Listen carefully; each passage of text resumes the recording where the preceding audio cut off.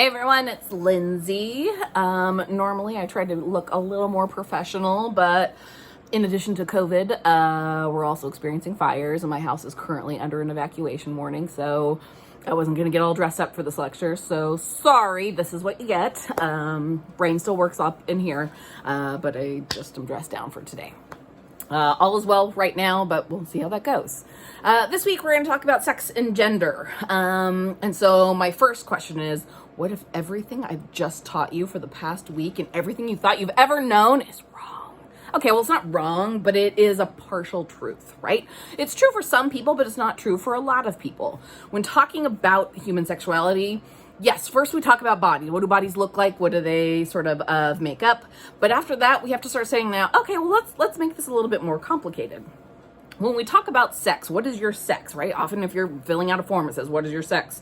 Male, female, right? Well, what if that wasn't the only answer? Well, that's a good sort of question. We'll talk about that.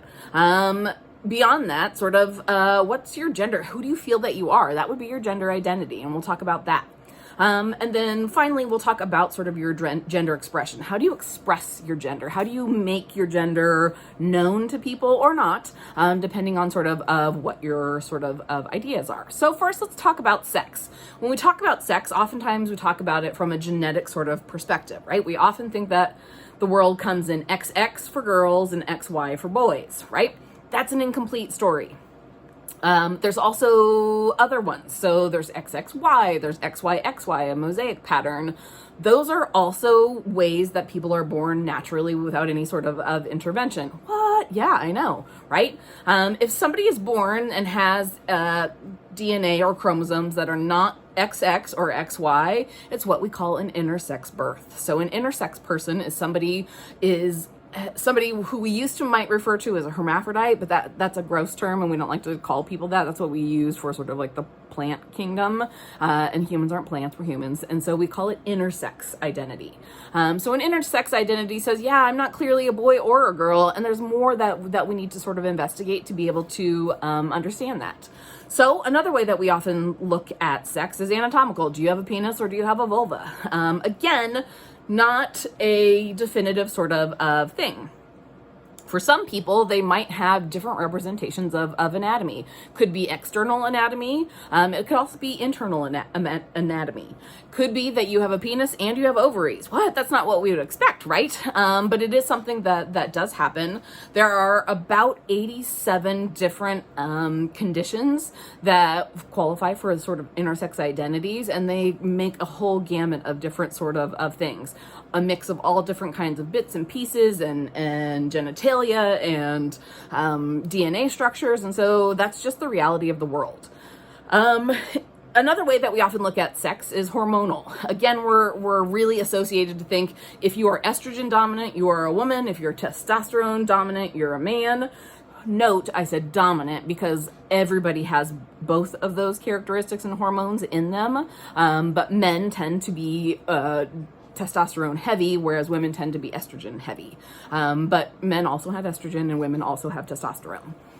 However, again, this is incomplete, both in utero when the fetus is growing and also depending on what your body develops in terms of your pituitary gland and some of your other sort of stuff, you might have different levels of hormones than what we would expect of a typical male or female. And so again, in these sort of ways, we might assign somebody an intersex identity because we say, oh, when they were in utero, they got washed with a lot of testosterone, much more so than we would expect for somebody who is an XX female. And so that might result in an intersex birth. They might have a very large clitoris that looks kind of like a penis. Or it could be that they had a lot of estrogen and so they didn't fully develop their penis. And so there can be a lot of different ways that comes up. We have for a long time talked about intersex conditions, but conditions sounds kind of yucky. Most people are like, yeah, I'm not a condition, I'm just a person. And so that's why we go with intersex identities. It's a lot more common than you think. About 1 in 2,000 births are intersex. And so it is a very likely sort of thing to happen. The same incidence, that 1 in 2,000, is the natural occurring rate of redheads, right? So if you know a redheaded person, naturally redheaded, you probably know also an intersex person. Now, redheads and intersex are not the same. You're not a redhead and intersex, although you might be.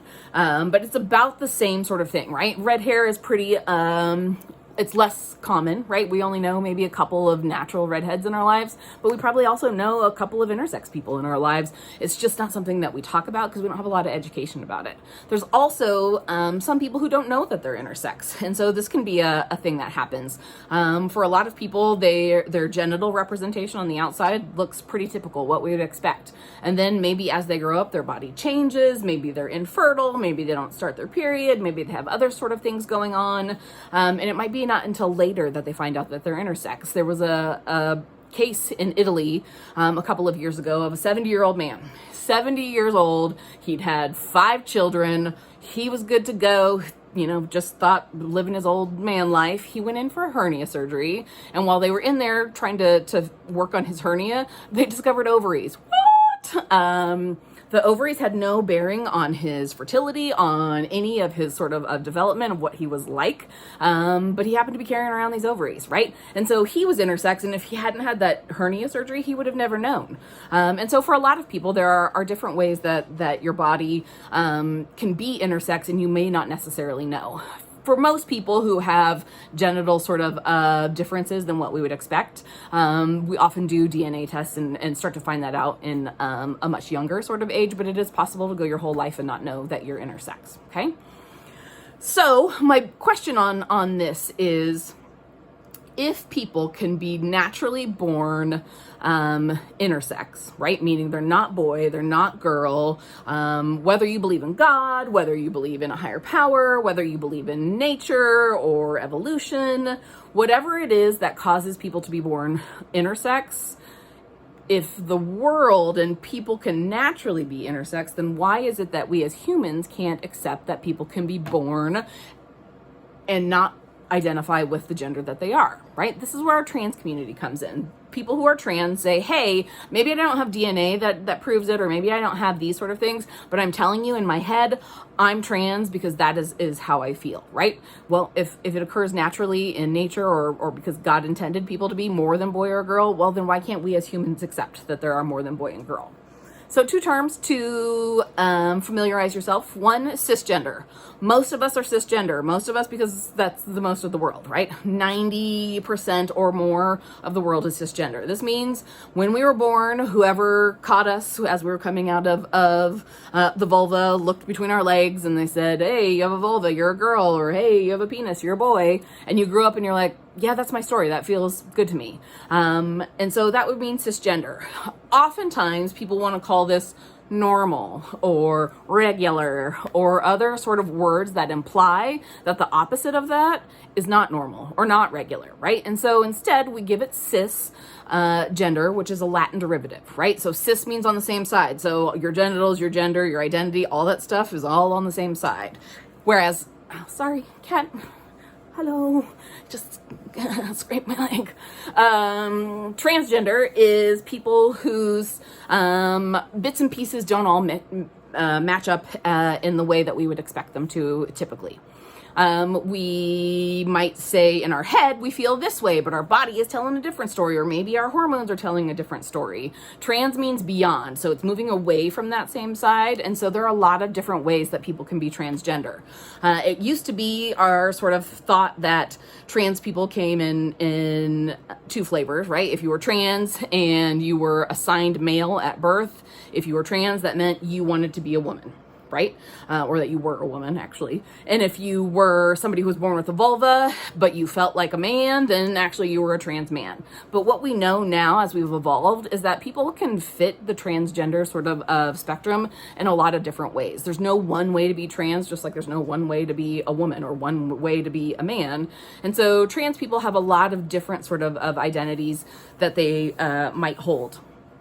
The gender unicorn is a picture representation of all these bits and pieces and how they work together.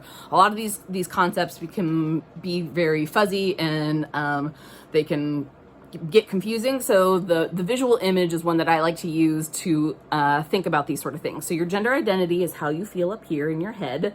Your gender expression is how you express sort of your gender. So do you wear sort of dresses? Do you wear makeup? Do you have long hair? That's how you're expressing your gender.